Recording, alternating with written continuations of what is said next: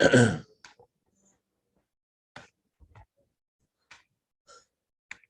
right, so far what we learned in this Maamar is how Hashem gives us the challenge to transform the darkness and the lie of the world to light, and in order to be victorious in this mission, Hashem gives us the treasure house in Shemayim, in heaven, to each of us, in order to we should be able to be victorious in this war. It's not something that comes easy. There's a war, but it's certain, as we learned yesterday, that the words of language of the Rebbe, you have to arouse the essence of your soul, but when you do, you'll certainly win the war. That's what we learned yesterday. And Hashem is also, so to speak, involved in this war. Hashem wants to win this war as well. It's a war against Hashem, the war against the lie, the war against a falsehood, against the truth. And Hashem, so to speak, is like a king who gives away all that he has in order to win a war. That's the analogy we learned yesterday. So today, in the rest of the discourse, the Rebbe discusses what exactly is this treasure house. What is Hashem giving us exactly? Now, for our unsophisticated ears, we heard all that we need to hear already. No, there's something great that Hashem gives us. And the Rebbe's elaboration is about this lofty light of Hashem that we need to really just study to understand something about it. But the fact that we have to study to understand the incredible revelation that Hashem gives us tells us that there's something unfathomable about the kind of boost that Hashem gives us. It's not just something that we could explain what it is. It's something beyond our understanding. Just a little bit of an intro before we continue on the Maamar. In order to explain what the treasure house is in Shemayim, the previous Rebbe quotes the famous passage, "Orein sof l'mayla adin ketz l'mat adin tachlis." The infinite light of Hashem is high without any end and is low without any end. Those are the words. There are many discourses in Chassidus explaining what those words mean. Chassidus points out that if the point of that statement was just to say that Hashem's light is everywhere, then it could have used the words of the Zohar, "Les asar ponim." There's no place void of God. If that was the intent in that passage, Orein sof is high without end and is low without end, then it could have just used the expression, "There's no place without that God is not." But it specifically says two different descriptions about Hashem's infinite light. It is high without end and is low without end, because there are two different sentiments that statement is conveying. Hashem is high without end is a reference to Hashem's light. Hashem is low without end is a reference to Hashem's power. What's the difference? Just like in the physical sense, the light of the sun is attached to the sun, and if it would be separate from the sun for a moment, it would stop to exist. So too, when we talk about divine light, we're talking about something that feels its source, that is nothing other than a revelation of its source, and all of the various worlds that exist that are higher than the lower last three worlds, Bria, Tziyasiyah, they all have some of this, something of this light is revealed in them, in the sense that in the world of Atzilus, which is the lowest of the lowest of the expression of this light of Hashem, the world of Atzilus, as we learned many times, is like a king in his personal chambers, and there's nothing there except for the king. Unlike when the king goes to the throne room, where there are all the subjects which are standing there and they feel the king and they have reverence for the king and they know the king, but there's someone there besides the king. And the king in his private room, all there is the king. In a similar way, when we talk about the revelation of God's light, we're talking about Hashem as he is alone, and how everything other than Hashem is kolachshiv, is considered absolutely insignificant. The light of Hashem feels how Hashem is beyond anything else, beyond that world of Atzilus that I just mentioned, beyond the worlds beyond Atzilus, beyond anything else. And Hashem and everything compared to Hashem is kolachshiv, it is insignificant. That's what the light of Hashem, the Ein Sof, the infinite light of Hashem, conveys. It conveys this truth that Hashem is beyond everything and everything is insignificant. And there's something of that sentiment that is also felt in Atzilus and the worlds above Atzilus. But that the first half of the sentiment is about the infinite light of Hashem, and everything before Hashem is like nothing. Then there's another half of the sentiment of that statement. The light of Hashem is low without any limit. That statement is talking about how Hashem creates the world of Bria, Yetzira, Asiya, and this world, and all the multitude of different kinds of creation, not just different kinds of creation, not just is there multiplicity, not only is there fragmentation, but there's also a spectrum of kinds of creation. There are creatures which are more sensitive to doing the right thing, and there's creatures which are the exact opposite, that they feel like Pari says, I made myself when I made the river, I made the Nile River. There's nothing other than myself. Or like Nebuchadnezzar, who says there is other idol worshippers felt that there are many gods, and God is the greatest of all gods. God is Al-Kai, the greatest of all gods.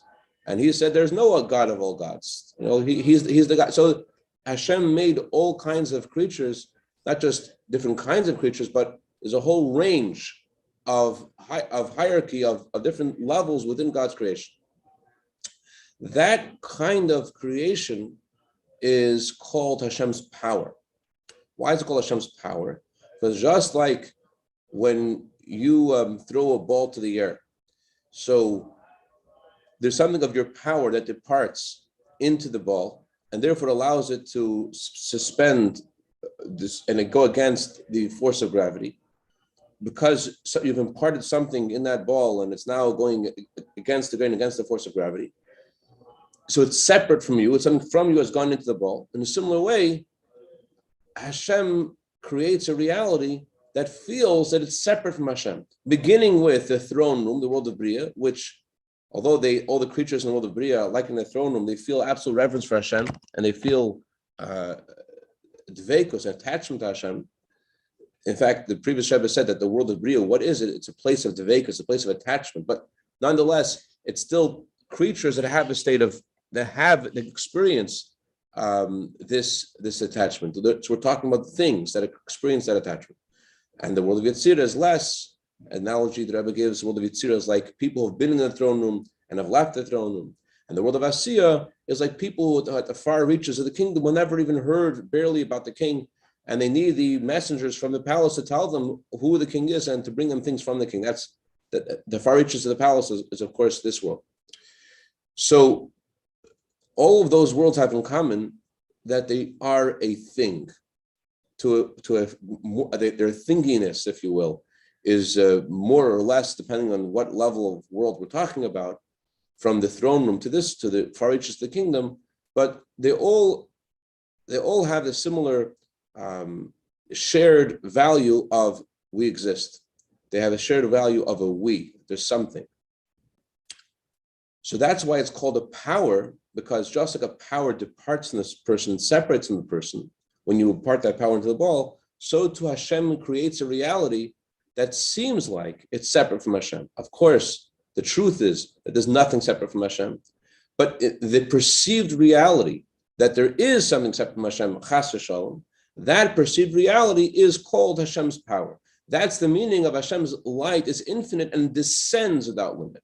It's not an expression like the first half of the sentence.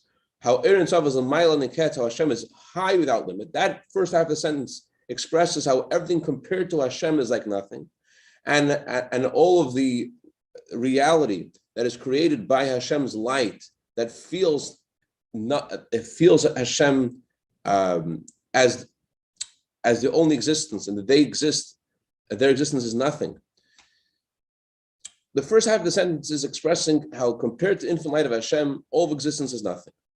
No matter the highest world you may think of, beyond that Atzilus, way beyond that Atzilus, it's all nothing compared to Hashem. That's what the first half of the sentence is expressing. It's expressing Hashem's revelation, Hashem's light. That compared to Hashem's light, everything is like nothing. Compared to Hashem's truth, it's all nothing. The second half of the sentence is expressing a different truth. It's expressing how Hashem has power. Hashem is able to hide His light and create a reality and make it tzimtzum so that there is an existence that feels itself to be separate from Hashem. What we're going to learn now is how in the realm of Hashem's power, Hashem contracts Himself to create a reality that Chas Hashem feels separate from Him. In that itself, there's also infinity. Not only is there infinity in the love, in Hashem's light, in Hashem's infinite light that senses that everything before Hashem is like nothing, but there's also infinity in the reality of those who feel separate from Hashem. There's also an infinite amount of creatures in that realm as well. So that means that in the process of tzimtzum, the light has not lost its infinity. In the process of tzimtzum, nothing has been lost yet. There's still infinity there. Despite the fact that there is a tzimtzum, there's a contraction, and that produces a reality that feels itself to be other than godliness. Despite that, there's still infinity in that reality itself. Okay.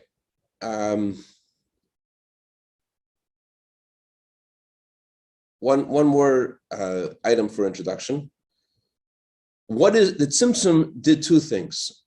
The tzimtzum hid Hashem's infinite light.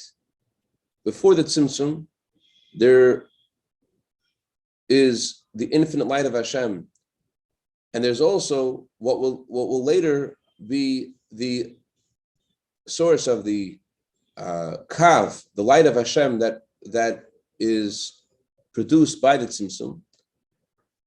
The light of Hashem that is limited and gives a measurement, and it's called a kav. A kav means a measuring rod. It's something which is a ruler and goes and Hashem measures what each creature is and gives each creature its characteristics. So both lights exist before the tzimtzum. There's a difference, though, between the way the lights exist before the tzimtzum and the way they existed after the tzimtzum.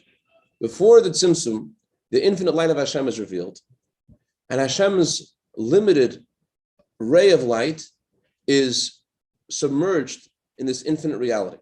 So you don't notice that there's something limited there. The analogy that Chassidus gives is of a teacher who both has the ability to learn ideas himself, and he also has the ability to convey ideas to his students. Those are two distinct abilities. There's his infinite ability, infinite vis-a-vis the students, to go deeper and deeper into the ocean of the Talmud. And then there is his ability to convey ideas to his students, which is an entirely different ability. It's his ability to limit and to understand his students and give them something they could handle. While the teacher is analyzing the Talmud himself, and he is dipping into the sea of the Talmud, and he's going into the Ragachav and into the Mamshif, the other energy of this teacher is not seen. It's hidden. Because what's revealed, what's felt, is that infinite, the experiences. What is he doing right now? He's delving into the infinite light, to his infinity, if you will, to his deeper insight, if you will. So his other powers aren't noticed. In order for him to begin to relate to the students, the very first thing he has to do is to forget about the way he understands the subject. He has to totally, not just contract the ideas that he has about the Maamar Shif and the Ragachav. He has to decide, I'm not thinking about, I'm not trying to dip into the sea of Talmud anymore. I'm now going on teacher mode. I'm now going to going on student mode. And he is going to now totally remove from his mind the Ragachav and the Maamar Shif And he's going to now switch gears and totally focus on the student. In that process, he does two things. Number one is he's removing that other energy in him. He's removing that ability to go and to relate to the student, to relate to the Ragashavar, to relate to the infinite sea of the Talmud. That's one thing he's doing when he turns toward the student. The second thing is, now he has this new energy that he's discovered. It was there before, but it was enveloped. He had that ability in his mind as well before. It wasn't something that that now begins to exist, but it wasn't noticed before. So now when he engages with a student, he has to do a second thing. The second thing he has to do is, and this is part of the process of turning to the student, is that the items in his mind that he feels that are relatable to the student, he now has to stop looking at those very same items the way that he looked at them originally. He has to now think about the world of the student. He has to totally forget about the way he looked at them. He was, let's say, for example, now he forgets about the Ragashavar, he forgets about the Maamar, and he wants to teach his fourth grade class in the same subject, the Mishnah. So now he's only focusing on the Mishnah. But the Mishnah itself, he's not just looking at the Mishnah, he's looking at his students understanding the Mishnah. He's looking at them. So that means that even those items which are relatable to the students, which he feels the students could understand, he has to further contract and bring it to them, to their world. He looks at the Mishnah and he's memorized the Mishnah and he knows the deeper insight of the Mishnah. But not only does he even the simple translation of the Mishnah, he now has to further contract and think about what kind of analogies he could bring to the students to help them understand what the Mishnah is talking about in the first place. There's a contraction not only in the removal of those deeper insights that he had, there's another contraction in the items that he can convey to the student. He has to take those items and further limit them so the student could understand them as well. That means, in going back to the analog, there is what the Tzimtzum accomplishes is that, number one, Hashem's infinite light is hidden. And number two, even the light of Hashem, which is meant to animate and create the universe, the limited kav, the measuring rod energy, also is contracted, also is limited. But the limitation that happens in the kav doesn't take away its ability to still be infinite, to still produce an infinite amount of creation. So that's what this passage means. Hashem's light is infinite, goes down to no limit. That means even after it goes down, it also remains infinite. We only have a few minutes. Let's try to read those words inside.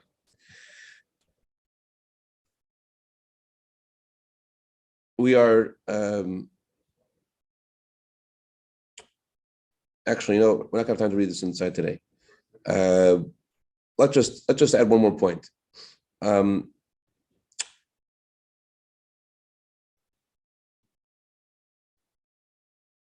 The reason why the light of Hashem has this property of being infinite is because there's a rule that the light is always similar to the luminary. Just like the luminary, Hashem's essence, has no definition and is infinite, so too the light is also infinite. And although there's a tzimtzum, although there's a contraction, and I'll tell you what we're going to do today, we're going to read the Rebbe's note on the Maamar.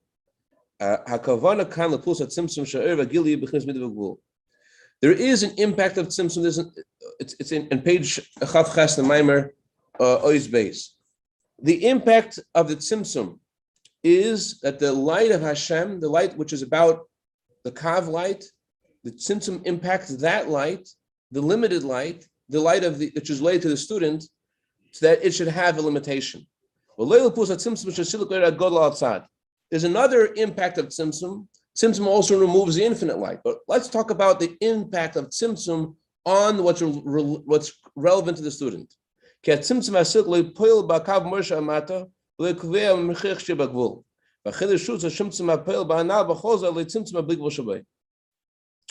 removal of the infinite light of Hashem does not change at all the limited light of Hashem. Rabbi Elkanah used to put it this way. Historically, it's true that when we talk about Tzimtzum, there is removal of all light, both the infinite light of the teacher and the light that's relevant to the student. But geographically,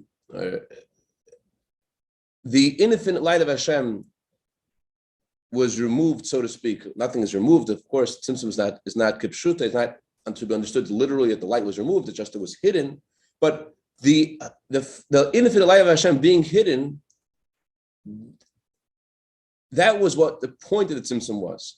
In order to discover the information the student needs, the teacher has to forget about his own insight.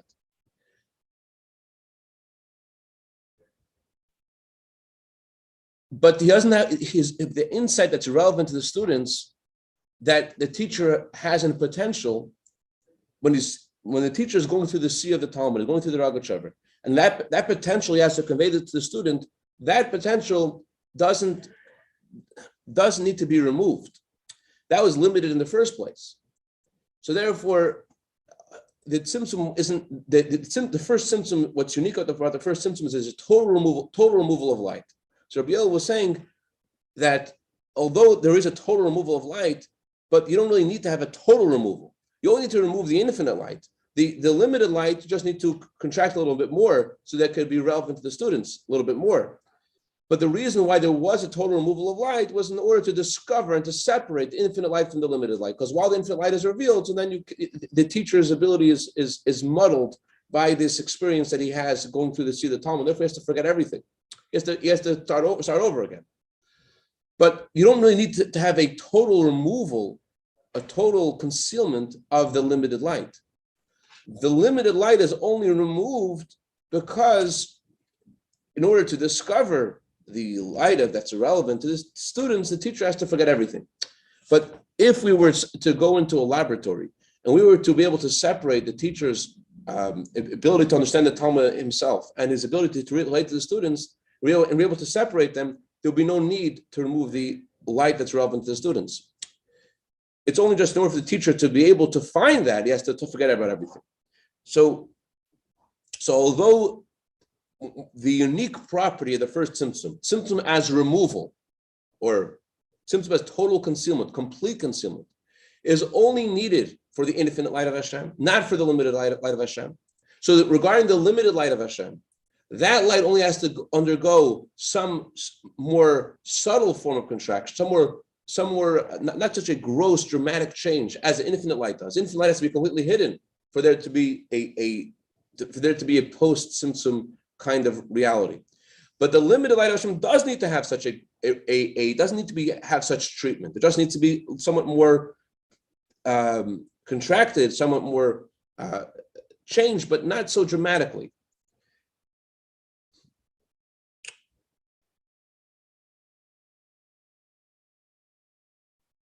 What we're saying is, what the unique thing that we're saying is that although there is a tzimtzum in the limited light of Hashem too, it still has something infinite and it's able to create an infinite amount of creatures. So although the infinite light of Hashem is, and the limited light of Hashem are both removed through the process of the first tzimtzum, the goal of the tzimtzum really is to remove the infinite light. And the limited light isn't really changed by the tzimtzum. The limited light is the same before the tzimtzum as it was after the tzimtzum. Just before the tzimtzum was enveloped by the infinite light. Like as much as a teacher is not able to think about the students when he's still going into his own analysis. So despite the fact that there is a tzimtzum in the limited light of Hashem as well, some change, not the unique first tzimtzum kind of thing where the total removal, but there's some tzimtzum happened to that limited light of Hashem. I just want to point out, if you read the words inside, it says that there was no tzimtzum in the limited light. But again, that's what Rabbi Yoel that's why Rabbi Yoel uses this analogy of geography and history. In history, there was, but geographically, there's no real change in it. There's no real first tzimtzum total removal kind of change in the limited light. So but although there was some change in the limited light, still it remains infinite. That's why it produces an infinite amount of creatures. Okay, that's what it says in that little note on the bottom of the space. Go stop here. Zaka Baruch.